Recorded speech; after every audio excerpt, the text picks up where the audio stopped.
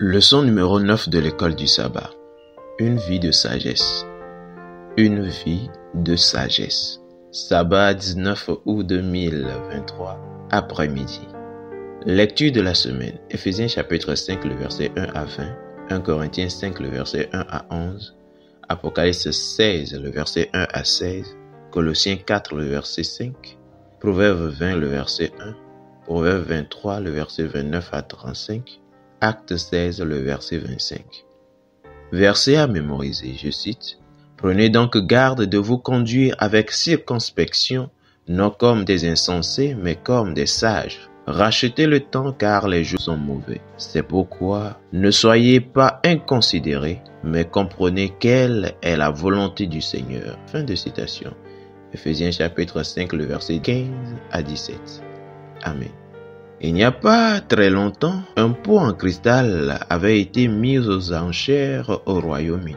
Les commissionnaires priseurs l'avaient décrit comme une petite aiguillère française du 19e siècle, estimant sa valeur à $200 américains. Deux experts soumissionnaires reconnurent le pot comme étant une aiguillère islamique extrêmement rare. Quelle était sa vraie valeur? Environ 6,5 millions de dollars américains. Qu'est-ce qui avait permis à ces acheteurs de faire une telle bonne affaire? Ils savaient quelque chose que les commissionnaires priseurs ne savaient pas, la vraie valeur de la cruche. Dans Éphésiens 5, le verset 1 à 20, Paul oppose les pratiques des païens à celles des croyants. Les païens considéraient les paroles déshonnêtes, Éphésiens 5, le verset 4, la débauche, Éphésiens 5, le verset 18, et l'impudicité, Éphésiens 5, le verset 3 et 5, comme de grands trésors de la vie. Les croyants, cependant, savent qu'un jour de compte ultime vient, jour où la vraie valeur de toute chose se fera voir, Éphésiens 5, le verset 5 et 6.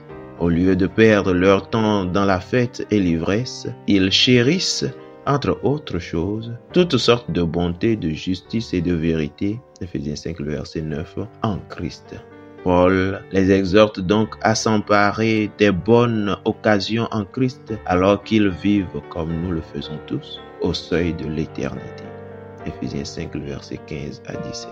Fidèles auditeurs et internautes, étudiez cette leçon pour le sabbat 26 août 2023. Que Dieu vous garde. Amen.